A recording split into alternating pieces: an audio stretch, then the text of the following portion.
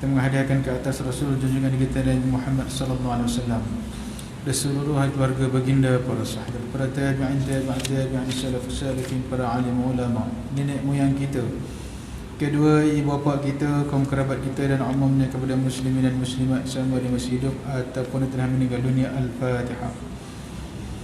A'udzubillahi minasyaitonir rajim. Bismillahirrahmanirrahim. Alhamdulillahirabbil alamin. Arrahmanir rahim. Maliki yaumiddin. Iyyaka na'budu wa iyyaka nasta'in. Shiratal mustaqim. Shiratal ladzina an'amta 'alaihim ghairil maghdubi 'alaihim waladdallin. Insyaallah tuan-tuan, puan-puan yang dimuliakan Allah Subhanahu wa taala sekalian. Saya malam ini menggantikan tempat Al-Fadhil Ustaz Azam sebabkan dia tidak hadir. Itu pun tadi Ustaz Farid mesej, asalnya tak nak. Tapi Ustaz Farid kata ngajar juga. Ngajarlah kan. Tak apalah, insya-Allah mudah-mudahan kita diberkati Allah Subhanahu wa taala pada malam ini. Jadi pada malam ini saya tak bawa kitab Wishal Afra Isbahul Falah tu. Sebab tadi orang kata apa, Ustaz Farid begitu ngejut. Jadi tak larat nak murajaah kitab fiqh tu. Jadi malam ni saya buat Riyadhus Salihin, insya-Allah. Sekadar orang kata apa, perkongsian ataupun perbincangan pada malam ini, insya-Allah. Baik. Tuan-tuan, puan-puan yang dimuliakan Allah Subhanahu wa taala sekalian. Riyadhus Salihin ini adalah sebuah kitab yang dikarang oleh seorang imam besar kita dalam mazhab Syafi'i, iaitu Imam Nawawi rahimahullah alaihi. Yang mana saya ceritakan serba sedikit berkenaan dengan sejarah hidup Imam Nawawi ini.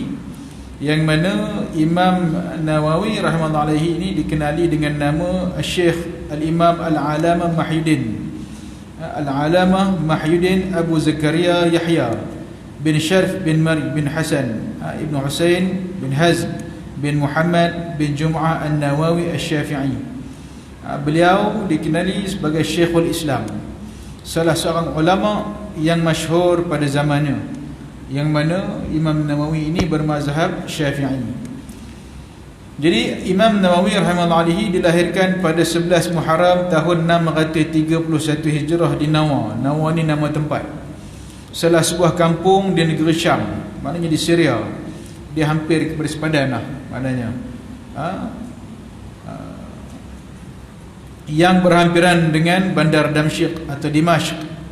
Jadi beliau berpindah ke kota Damsyik pada tahun 649 Hijrah dan mengajar di Darul Hadis Al-Ashrafiyah pada tahun 665 Hijrah. Maknanya 665 Hijrah ni kalau tahun Masihi berapa? 1300 atau 1200, 1300 lebih kurang, 1300 lebih Masihi. Maknanya pada ketika itu di hujung-hujung zaman pemerintahan Abbasiyah. Kemudian dia kembali ke negeri asal dia. Jadi pada akhir usia beliau, dia telah kembali ke negeri asalnya, ke kampungnya, iaitu Nawa, dan beliau sempat menziarahi bandar Baitul Maqdis dan bandar Khalil di Palestin. Sekembalinya dari menziarahi tempat-tempat tersebut, beliau mendapat sakit. Ketika itu kedua orang tuanya ada bersamanya. Maknanya Imam Nawawi ini dia meninggal muda. Masa dia balik itu orang tua dia ada lagi. Dia memang hidup dia 100% dia berkhidmat dengan orang tua dia. Kan kita cerita lagi sikit kan. Jadi beliau telah meninggal dunia pada hari Rabu bulan Rejab tahun 676 Hijrah. Dikebumikan di kampungnya di Nawa ketika berusia 45 tahun. Meninggalnya muda. Tapi kitab yang dikarangnya lebih daripada 20 kitab. Yang tak selesai 5 kitab, yang dah selesai 18 kitab. Itu kata Imam Nawawi ni, umurnya muda. Yang mana Imam Nawawi ni dia dibesarkan di sebuah kampung yang mana mak bapak dia seorang yang kuat agama. Bahkan tanda-tanda, maknanya tanda-tanda kelebihan dia, kita kata karamah lah, ada ketika dia masih budak lagi. Dah diberikan maknanya satu tanda. Umpamanya pada satu hari di bulan Ramadan, Imam Nawawi ini dia tengah tidur, dia nampak ada satu cahaya cerah sangat masuk dalam rumah dia. Cerah sangat, bukan dia bukan ngigau. Memang dia sedar masa tu. Dia nampak cerah sangat. Jadi selepas daripada itu, esok tu dia cerita dekat mak bapak dia. Dia kata semalam dia nampak begini. Maka mak bapak dia buat tafsiran bahawasanya Imam Nawawi ni dia mendapat malam Lailatul Qadar. Dia dapat, maknanya melihat malam Lailatul Qadar itu di antara tanda-tanda dia lah. Baik. Kemudian pendidikan Imam Nawawi ni dia dibesarkan di kampung dan dipelihara oleh kedua orang tuanya. Jadi kedua orang tuanya adalah berasal dan menetap di kampung Nawa, di tempat di Syria tu. Di sanalah Imam Nawawi rahimahullah alaihi belajar Al-Quran dan fiqh dari ahli-ahli fiqh, ahli-ahli fiqh tempatan. Jadi beliau belajar dan mendalami bermacam-macam ilmu pengetahuan, termasuklah mempelajari matan-matan hadis dan nama-nama perawi hadis dan lain-lain. Beliau telah mengajar di Darul Hadis Al-Ashrafiyah di Damsyik tanpa gaji sehingga beliau meninggal dunia. Imam Nawawi ni satu ketika dia mengkritik kerajaan pada masa itu. Dia mengkritik sebabkan pada masa itu banyaknya ketirisan dan rasuah. Maka sehingga satu ketika Imam Nawawi ni dia tak makan buah-buahan yang dijual di Damsyik. Sebab apa? Sebab dia nak jaga perut dia. Walaupun benda itu dibeli, tetapi disebabkan perniagaan pada masa itu banyak penipuan dan sebagainya, maka Imam Nawawi ni dia orang yang menjaga. Maknanya orangnya sufi, faqih, alim, mursyid dan sebagainya. Maka dia tak makan buah-buahan yang berada di Damsyik pada masa itu. Dan diringkaskan ketika mana dia lantang mengkritik, maka dia dibuang daripada Damsyik itu, dan dia diberi pilihan, maka dia pulang balik ke kampung dia di Nawa. Yang pada ketika itu anak-anak murid dia ni usah kenang, ribuan ataupun jutaan anak murid dia ramai, dan mereka ini bercadang untuk buat saurah. Saurah ni apa dia? Saurah ni revolusi ya. Nak bangkit ni, nak tentang ni. Tapi disebabkan Imam Nawawi ni seorang yang alim, yang faqih, maka Islam tak ajar begitu. Maka disuruh anak murid dia bersabar dan dia keluar daripada Dimashq, dan dia terus pergi ke Nawa dan meninggal dunia di sana. Maka itulah akhlak Imam Nawawi. Baik, kemudian pakaian yang disukainya. Jadi Imam Nawawi ni dia ada pakaian yang disukainya. Apa dia? Beliau suka memakai baju saub diperbuat daripada kain kapas dengan serban sanjabiyah. Apa dia saub ini? Apa dia serban sanjabiyah ni? Saub ini macam yang kita pakai ni. Ni saubun. Dia butang dia tak habis ke bawah. Macam ni yang kita pakai ni. Kalau satu lagi tu jubah tu dia butang sampai ke bawah. Itu yang biasa Habib-habib pakai. Syekh kita tahu. Habib-habib suka pakai tu butang. Itu jubah. Yang itu Nabi suka pakai. Maka sabun pun Nabi ada juga. Maka yang ni butang sampai ni. Dia bukan ke bawah. Dia macam jubah lah, sama lah. Cuma yang satu lagi tu dia buka terus. Yang ini dia ini ke. Kemudian serban sanjabiyah ni apa dia? Imam Nawawi disuka pakai serban yang mana serban itu diperbuat daripada bulu tupai, kulit tupai lah kata. Sanjab ni tupai, tapi bukan tupai Malaysia ni. Kan orang Rusia tu kita tengok dia punya topi Rusia tu kan macam bulu musang. Jadi Imam Nawawi tu serban daripada itu. Sebab itu dalam sebahagian daripada mazhab Syafi'iyah, bukan musang ni tupai, sanjab ni tupai. Sebahagian daripada mazhab kita ada tupai yang dibolehkan. Tupai Malaysia tak boleh. Tupai Malaysia tak boleh makan. Mazhab Hanafi boleh lah, tapi mazhab Syafi'i ini yang boleh ni tupai yang macam tu lah, yang di sana tu. Dia tak ada rupa tupai Malaysia, ada besar sikit. Maka sebab itu boleh digunakan. Maknanya disembelih dan boleh digunakan bulunya sekali. Sebab dalam fiqh yang samak ni kulit, bulu tak boleh samak kan. Katalah kita jumpa contoh dia, kucing boleh pegang kan. Tiba-tiba kucing tu mati, kita tak sembelih mati, kita samak kucing tu nak buat sarung tangan ke nak buat sarung kaki, tak boleh. Sebab kucing ni binatang yang tak boleh dimakan walaupun boleh dipegang. Maka yang dibolehkan ini binatang yang boleh dimakan dan boleh dipegang. Contoh macam kambing. Kambing sembelih, dibasuhkan apa kulit dia tu, maknanya maka boleh je nak buat sebagai baju ke jaket ke umpamanya. Tapi kalau macam yang mati meragan, kambing mati meragan, kita nak ambil, hanya boleh kulit sahaja, bulu tak boleh. Bulu dikira bangkai sebab dia dah mati. Dia mati tu meragan. maka buang bulu, disamak kulit boleh pakai. Tapi kalau disembelih dengan elok, maka boleh dipakai kulit dan bulunya sekali. Boleh faham kan? Itu pekahnya. Maka Imam Nawawi ni di antara pakaian yang disuka iaitu serban senjabia, dan beliau juga berjanggut. Orangnya Imam Nawawi ni tak besar mana, kulitnya putih.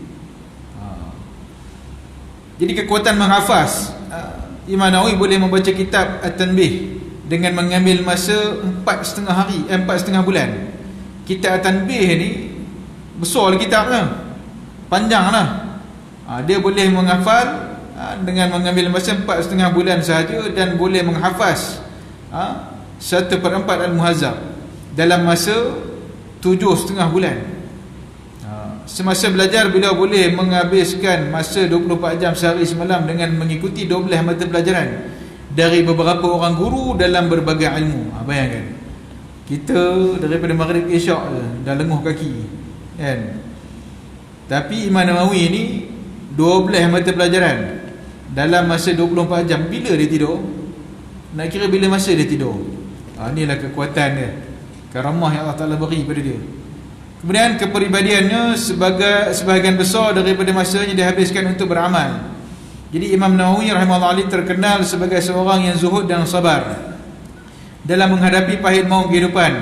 Beliau hanya makan dan minum sekali saja dalam sehari semalam. Bayangkan mana banyak puasa lah.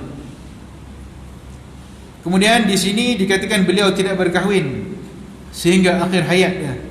Maka di sini disebut Imam Nawawi tidak berkahwin.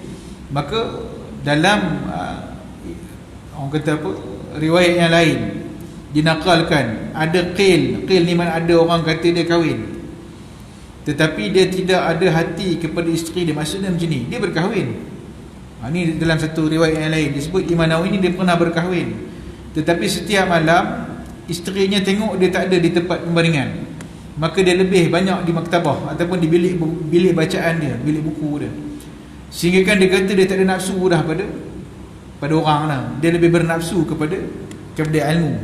Maka itu dia macam terpasah lah. Itu satu kaul, satu qil, mana satu riwayat yang mengatakan dia pernah berkahwin. Tapi yang masyhurnya Imam Nawawi ni memang tak pernah berkahwin lah. Itu yang masyhur yang kita tahu. Kemudian Imam Nawawi ni sentiasa berjaga malam kerana beribadah. Orang yang menjalankan amar ma'ruf dan mencegah perkara-perkara mungkar sehingga ditujukan kepada raja-raja dan pembesar-pembesar negeri yang kita ceritakan tadi ni. Kemudian beliau sentiasa mengikuti jamaah salaf dari ahli sunnah wal jamaah. Apa dia jamaah salaf ini? Dari ahli sunnah wal jamaah, waktu hidupnya beliau tidak membuang masa sedikit pun melainkan penuh dengan amal kebajikan. Baik, apa dia ulama salaf ini? Jamaah salaf ini maknanya kita dalam jamaah Islam ini dia ada khalaf dan salaf. Maka khalaf itu macam Imam Nawawi dia khalaf, Imam Ghazali khalaf. Maka salaf ini yang mengikut bil ma'thur. Mana bil ma'thur ni contoh dia siapa dia ulama salaf ni? Di antaranya Ibnu Katsir. Dia dikira salaf. Tetapi dia bermazhab Syafi'i. Maknanya bil ma'sur contoh macam tafsir Ibnu Katsir. Tafsir Ibnu Katsir itu tafsir bil ma'sur. Dia lebih kepada tafsir yang berdasarkan daripada hadis. Dia tak ada ra'yi, dia tak ada pandangan sendiri. Dia tak ada syarah yang terkini, muasarah tak ada. Maka salaf ini dia tidak bercanggah pun dengan kita. Kita pun tidak bercanggah dengan salaf, bahkan sama. Dari segi akidah sama, dari segi fiqah pun sama. Cuma perbezaan dia ada sedikit perbezaan. Umpamanya berkenaan dengan perkara-perkara yang mutasyabihat. Contoh dah ayat mutasyabihat. Kita ulama khalaf ataupun golongan khalaf ini mereka membahaskan melalui ilmu, melalui dalil dan nas, bukan melalui suka-suka. Maka ulama salaf ni mereka tidak membahaskan, bahkan mereka bersetuju dengan khalaf. Dan sampai hari ini ada lagi golongan-golongan salaf yang mereka ni tidak bercanggah pun dari segi fiqh, dari segi akidah tak ada bercanggah, bahkan tidak berbalah-balah. Maka inilah salaf. Maka salaf ni nak kenal macam mana? Salaf ni banyak di Mesir, banyak. Yang lain daripada itu bukan salaf. Itu saya tak nak sebut lah. Itu bercanggah lah sikit kan. Itu tuan-tuan faham. Salaf dia tidak bercanggah dengan kita. Bahkan banyak titik temu dan persamaan. Kenapa? Kerana kita juga daripada jalanan salaf. Cuma di akhir-akhir ini, bila timbul ulama khalaf ini, bila banyak berlaku permasalahan, banyak berlaku pertelekan, maka ulama khalaf ini dia mengkaji, bahkan dia menyelesaikan permasalahan itu. Boleh faham? Baik. Kemudian Imam Nawawi ini, ketika mana hidupnya, boleh dikatakan dia setiap kali Ramadan dia mendapat Lailatul Qadar. Itu Imam Nawawi.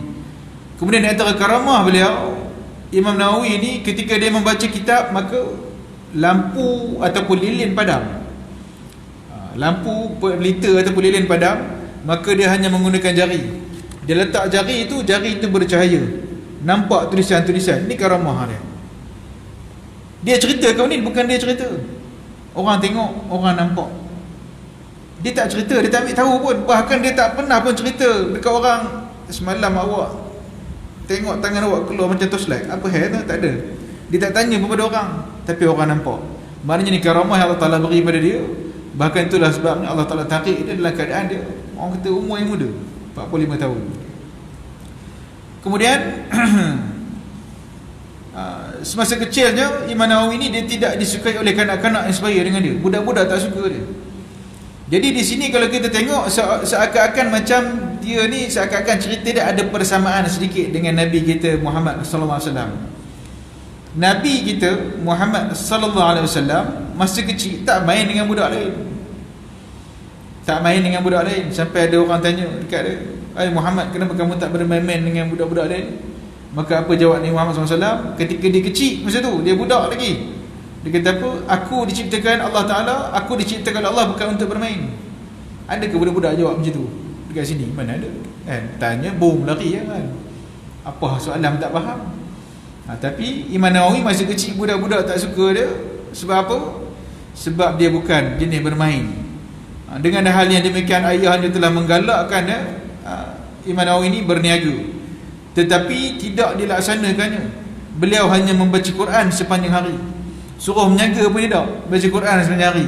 Bayangkan, Allah Ta'ala pilih satu permata daripada zaman itu, seorang imam dalam mazhab kita Syafi'i.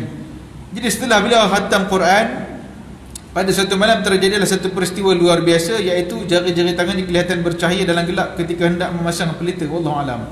Ini satu riwayat. Keluar cahaya-cahaya daripada tangannya. Maka ni Imam Nawawi rahmatullahi. Dan hasil kitabnya banyaklah.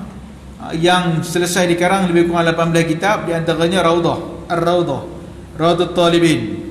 Kemudian Al-Minhaj, Mukhtasar Harf al-Fiqh, Daqaiq al-Minhaj, Manasik al-Sughra, Manasik al-Kubra, At-Tibyan, Tashih al-Tanbih, kitab Al-Fatawa, Masail al-Manthura, Al-Syarh Muslim, Al-Azkar. Azkar tu yang kita biasa mengaji lah. Azkar tu zikir-zikir yang warid daripada sunnah. Yang setengah-setengah pihak dia kata azkar ni kitab bid'ah. Tak, azkar tu kitab yang betul.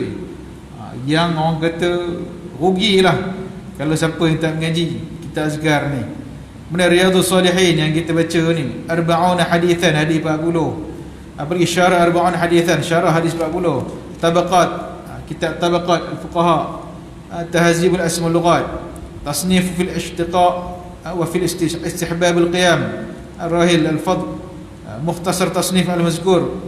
Ini semua kitab-kitab yang dikarang oleh Imam Nawawi rahmatullahi. Jadi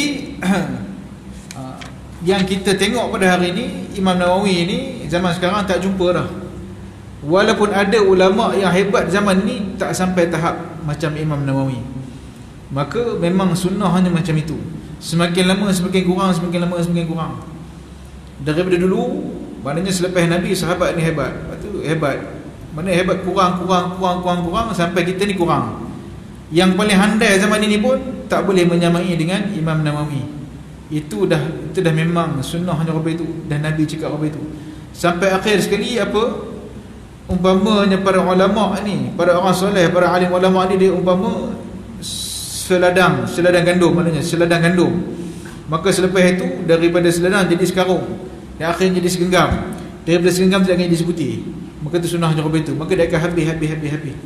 Maka kita hari ni kita baca je. Kita tak boleh nak ijtihad. Kita tak boleh maknanya nak mengistimbatkan sesuatu hukum tu mana dengan kepakaran yang ada sekarang ni, tak boleh nak buat macam imam dulu-dulu. Cuma kita hanya menakalkan, bahkan mengkiaskan dengan keadaan semasa, itu je.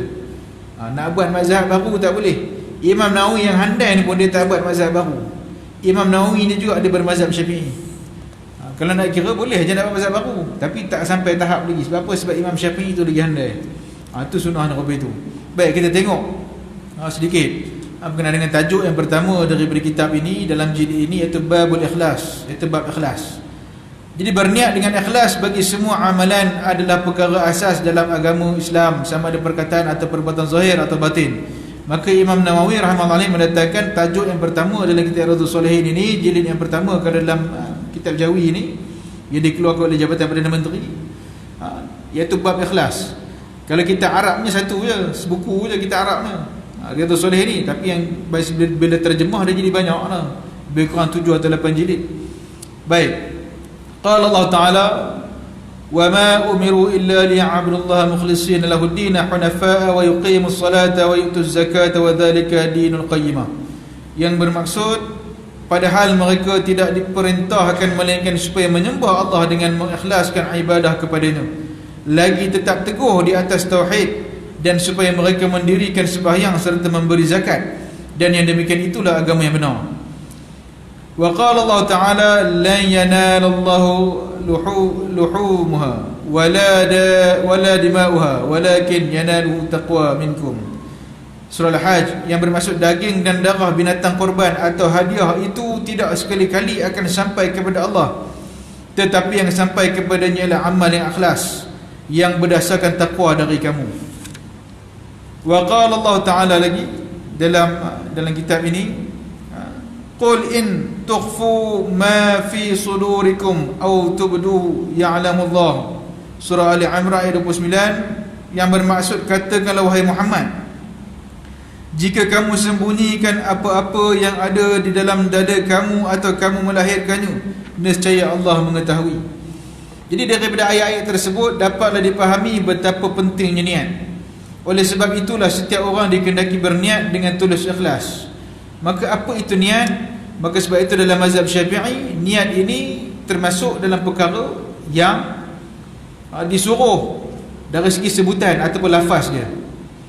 Niat ni rukun, apa-apa hukum, maknanya apa-apa ibadah yang fardu ataupun sunat, maka mesti disertakan dengan niat. Maka dalam mazhab kita Syafi'i, lafaz niat itu sunat, maka disuruh sebut. Contoh macam semayang, usalli fardhu maghribi, usalli fardhu isya, disuruh sebut lafaz tu. Kenapa? Kerana sunat. Ambil daripada mana? Ambil daripada perbuatan Nabi sallallahu alaihi wasallam ketika melakukan haji dan umrah. Maka Nabi melafazkan niat. Walaupun orang kata kalau tak lafaz sah, tak lafaz pun sah, tapi afdal kita lafaz. Kita mazhab Syafi'i, maka lafaz niat itu membantu bagi hati. Kenapa? Kerana nak mengikhlaskan diri, kerana membantu hati untuk mukhlisin al-huddin, ikhlas dalam agama, ikhlas kerana Allah Ta'ala. Baik. Wa an amiril mu'minin Abi Hafsin Umar bin Al-Khattab bin Fail bin Abdul Uzza bin Riyah bin Abdullah bin Qurt bin Zarah bin Razah bin Ali bin Ka'ab bin Lu'ay bin Ghalib bin Quraish Al-Adawi radhiyallahu anhu qala sami'tu Rasulullah sallallahu alaihi wasallam yaqulu innamal a'malu binniyat wa innamal likulli imri'in ma nawa faman kanat hijratuhu ila Allah wa rasulih fahijratuhu ila Allah wa rasulih wa man kanat hijratuhu lid-dunya yusibuha aw imra'atin yankihuha fahijratuhu ila ma hajara ilayh. Muttafaqun alaih. Dari Amirul Mukminin Abu Hafsin bin Umar Al-Khattab katanya. Siapa dia Abu Hafsin ini? Umar bin Al-Khattab. Apa dia makna Abu Hafsin? Abu Hafsin ni maknanya bapak singa. Abu Hafsin ni maknanya bapak singa. Pasal apa digelar bapak singa? Sebab garang orangnya. Apa dia? Siapa dia Sayyidina Umar ni? Orang yang berani, orang yang garang, orang yang handai mahir bermain kuda.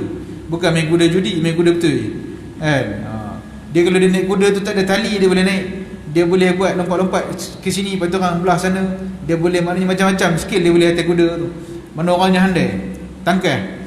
Jadi kata Sayyidina Umar Al-Khattab radhiyallahu anhu, aku mendengar Rasulullah SAW bersabda, hanya sah segala amalan itu dengan berniat.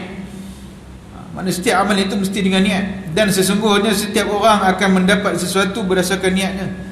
Sesiapa yang berhijrah dengan niat kerana Allah dan Rasulnya, maka hijrah itu diterima oleh Allah dan Rasulnya. Dan sesiapa berhijrah kerana dunia yang dicarinya atau kerana wanita yang akan dikahwininya, maka hijrahnya itu akan menghasilkan sesuatu selaras dengan niat hijrahnya itu. Maka istinbat daripada hadis ini, yang pertama, setiap amalan bergantung kepada niat. Maka kita mesti kena dengan niat. Kalau tak ada dengan niat, maka tak dapat pahala. Dia tak jadi ibadat, bahkan dia jadi harus. Contoh dia apa? Contoh dia, kita datang masjid, kita tak ada niat iktikaf, maka tak dapat balik iktikaf. Jadi macam mana nak dapat keluar balik masjid, niat balik lain, masuk balik baru dapat. Kalau masuk saja-saja tak ada niat, maka tak jadi ibadat, dia jadi harus, jadi biasa. Maka apa lagi, nak ambil air semayang kena niat.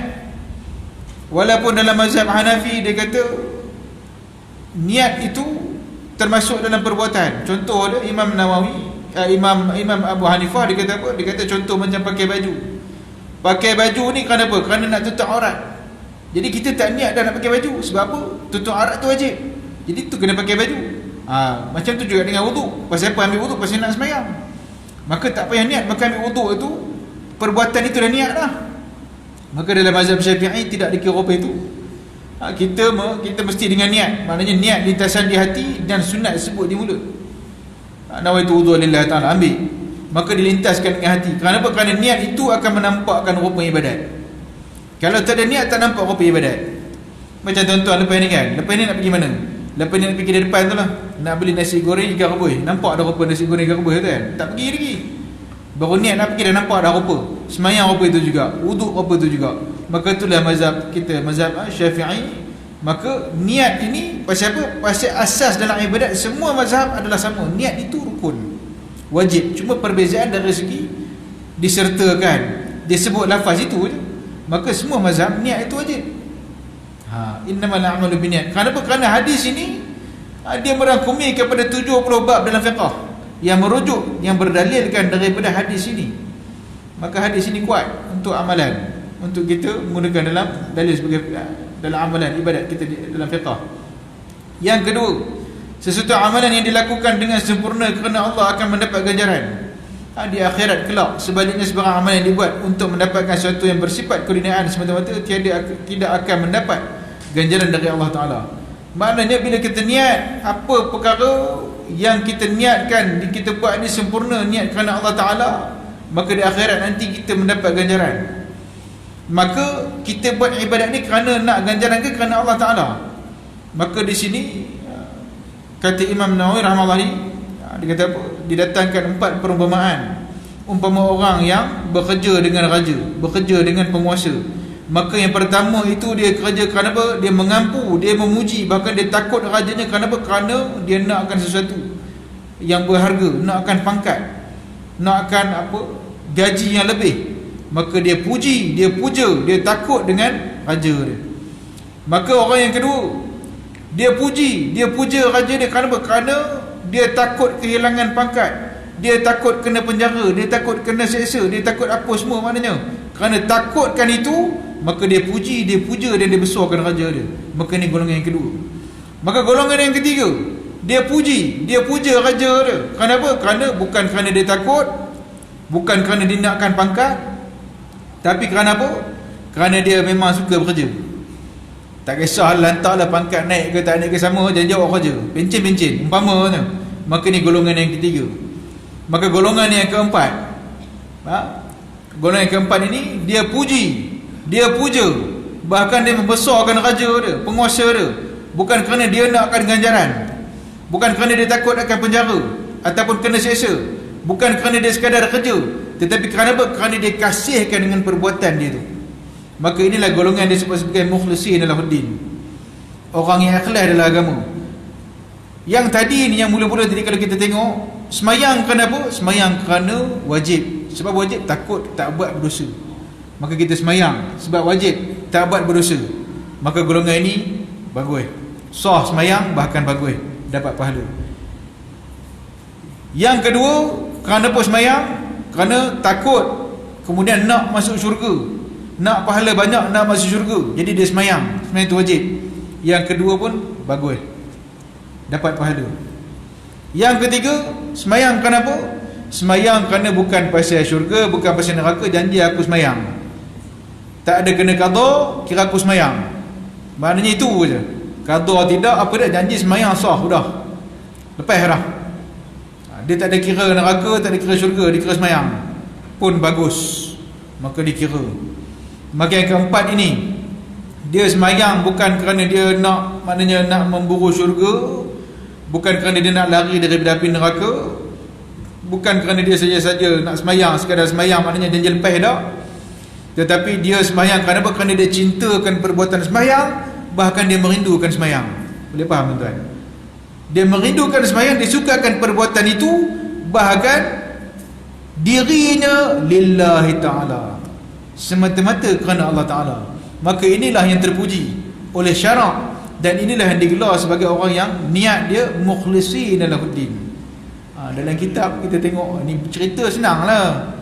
Macam saya termasuk dari saya ni, malah bercakap ni kan, cakap memang sedap lah. Tapi nak dapat tu kena usaha dan belajar. Belajar tu bukan belajar macam ni, belajar diri sendiri tu, kena ajar diri sendiri. Contoh dia, rindukan Ramadan. Kalau tuan-tuan orang rindukan Ramadan tiap-tiap tahun, maka tuan dah dapat lah, bibit-bibit tu dah dapat lah. Bulan ni dah rasa, ya Allah, bila nak Ramadan ni, rindunya Allah, rindunya Allah. Kan kita doa, Allah balighna, Allahumma barighna Rajab Sya'ban wa balighna Ramadan kan. Kita doa tiap hari kan. Kita doa tu, kita dah rindu tak dekat Ramadan tu. Kalau dah rindu tu, tuan-tuan dapat lah. Tu satu Ramadan. Hari Jumaat, rindu tak Jumaat sekarang ni? Kalau tuan-tuan rindu, mana dapat lah. Bila nak Jumaat ni, rindu betul nak dengar khutbah Ustaz Zul, Imam Zul ni, rindu betul. Ustaz Said ni kan, Imam Said ni, rindu betul nak dengar khutbah. Itu dapat lah dah. Dan kalau paling handai sekali, rindu semua waktu. Habis awak isyak ni kan, rindu betul nak subuh ni, Allah, rasa sayang betul. Ada rasa tu kita? Masa asar tadi ada rindu semua maghrib? Ada tak rasa macam tu? Kalau dah ada rasa macam tu, tuan-tuan memang dah sampai tahap mukhlisin lahuddin. Maknanya setiap solat tu dah rindu dah. Tapi bukan senang nak dapat khabar tu kan. Bukan senang. Cakap senang, tapi nak dapat bukan senang. Nak dapat bukan senang. Kita kalau anak lama tak balik, rindu lah anak kan. Macam tu lah. Anak lama tak balik, rindu betul lama tak balik. Padahal anak tu baru je pergi 3 hari. Kalau semayang Jumaat pun kopi tu juga, rindu betul Jumaat ni. Jumaat baru semalam, itu memang dahsyat betul lah kan. Baik, yang ketiga, niat hanya dikehendaki bagi amalan kebajikan sahaja. Nak buat jahat tak payah niat.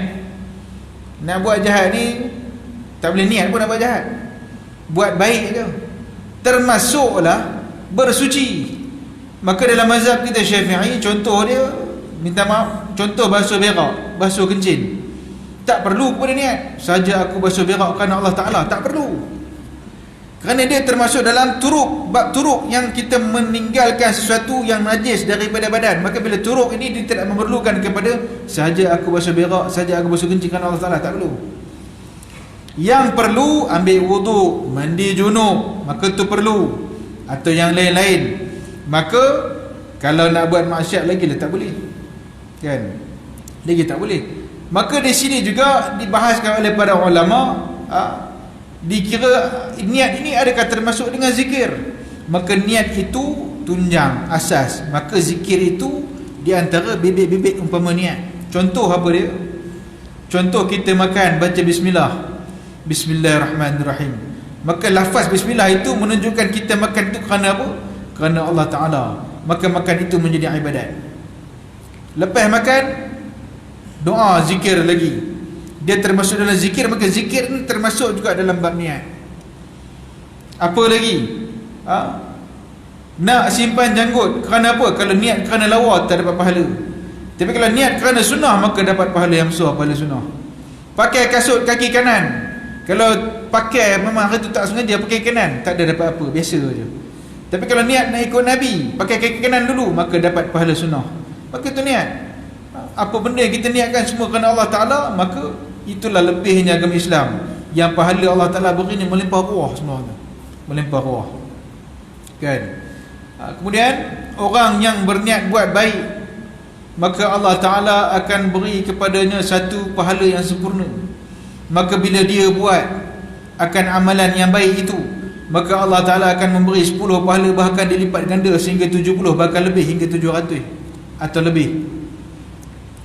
Orang yang nak buat jahat, dia berniat nak buat jahat, maka dia tak buat, maka Allah Ta'ala beri dia satu kebaikan pada dia. Dia niat nak buat jahat tapi tak buat, dapat satu kebaikan. Tapi kalau dia niat jahat dan dia buat pula benda jahat tu, maka dia akan mendapat satu kejahatan. Dia tidak digandakan seperti buat baik tadi ni. Maka inilah Allah Ta'ala kasih kepada kita ni. Maka niat tadi ni dah dapat pahala dah. Cuma yang dikatakan begitu, maknanya niat yang bersungguh-sungguh. Umpamanya dia niat nak bangun malam, maka niat dia memang dah kunci jam, memang dah prepare nak bangun, tapi memang tak sedar, maka pahala besok pagi itu, dia sedar pagi itu subuh tu, dia dapat pahala tahajud malam tadi walaupun dia tak bangun. Tapi kalau dia niat sekadar niat tapi tak ada apa usaha, bahkan dah bangun malas pula, maka niat tu tak dapat apa-apa. Niat ni nak bangun tahajud ni bagus ni, dah sedar dah, besok lah malas, awak dah niat dia dapat pahala dah ke mana? Tak ada. Pahala tu kalau dia bersungguh tadi baru dapat. Sama dengan orang buat jahat, niat nak buat jahat, maka dia niat dengan bersungguh-sungguh, maka bila dia tak buat, dia dapat satu kebaikan, satu pahala. Tapi setengah ulama mengatakan niat bersungguh-sungguh tu dah mendapat dosa juga.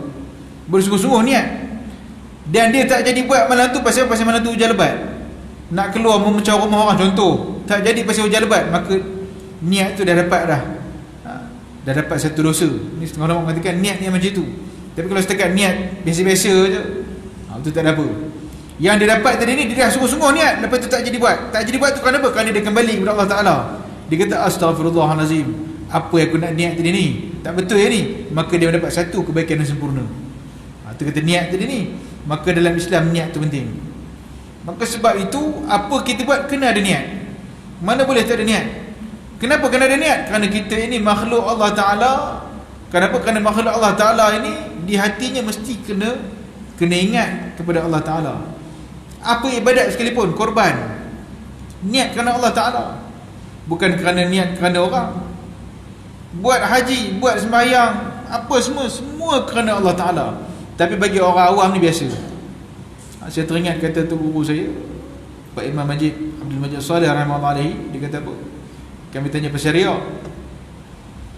Macam mana ni Ustaz, Pak Imam? Riak ni bukan senang nak hilang. Dia kata memang lah, kata mula-mula memang riak, tapi dah lama riak tu hilang. Ni pandangan dia. Kalau nak tunggu riak ni lah, tak buat terus kata. Mula-mula memang riak tu tak boleh buat apa. Manusia ni dia memang riak mula-mula tu, tapi dah lama-lama hilang riak. Macam kita pakai kereta lah, kata kereta baru mahal pula kan. Contoh, mula-mula pakai tu terasa macam orang tengok, terasa pada orang tak tengok pun. Lama-lama pakai dah malas nak bersiap tak burung atas kereta kan. Mudahnya tak ada rasa apa lah. Itu ibadat apa tu juga. Kalau nak tunggu hilang riak memang tak hilang. Tapi kalau riak sepanjang masa sampai mati tu memang tak ada apa lah. Di akhirat besok Allah Ta'ala suruh minta lah. Kamu riak kat siapa? Kata, minta dekat orang masjid. Kamu riak kan? Minta kat dia. Pahala tu habis kat orang masjid. Jadi buat ni lillah ta'ala, kerana Allah Ta'ala. Riak ni tak boleh buat apa. Cuma kena lawan riak dan kena belajar. Kata Imam Ghazali rahimahullah, macam mana nak riak? Bila datang je riak, istighfar, astaghfirullahalazim, astaghfirullah. Istighfar pula jangan dengan orang, depan orang. Astaghfirullah, orang penting. Kenapa istighfar? Saya riak tadi ni. Riak adalah riak. Habis terus. Tak guna istighfar kan? Jadi itu susah hanya kita ni, maknanya bukan susah kita, Islam tu mudah. Tapi kita ni memudah-mudahkan dan kita ni menyusahkan balik. Sedangkan Allah Ta'ala tu maha kaya. Dan insyaAllah tuan-tuan, apa kita buat ini kerana Allah Ta'ala. Maka kita mati pun niat kita kerana Allah Ta'ala, maka Allah Ta'ala tahu isi hati kita. Orang tak tahu, Allah Ta'ala tahu. Maka lantaklah orang nak kata apa, demi Allah Ta'ala, maka kita buat kerana Allah Ta'ala, ikhlas kerana Allah Ta'ala. Ya tuan-tuan, insyaAllah mudah-mudahan perkongsian pada malam ini serba sedikit mengisi kekosongan masa. Apa yang manfaat itu dapat dikongsikan, terutamanya pada diri saya sendiri. Dan insyaAllah mudah-mudahan menjadi manfaat untuk kita bersama. Wallahu a'lam bishawab. A'udzubillahi minasyaitonir rajim. Bismillahirrahmanirrahim. Alhamdulillahirabbil alamin wassalatu wassalamu ala asyrafil anbiya'i wal mursalin wa ala alihi washabihi ajma'in. Allahumma ighfir lana dhunubana wa liwalidayna warhamhuma kama rabbayana shaghira. ولجميع المؤمنين والمؤمنات والمسلمين والمسلمات الأحبة برحمتك يا أرحم الراحمين. ربنا آتنا في الدنيا حسنة وفي الآخرة حسنة وقنا عذاب النار. وصلى الله على سيدنا محمد وعلى آله وصحبه وبارك وسلم والحمد لله رب العالمين. تقبل الله منكم.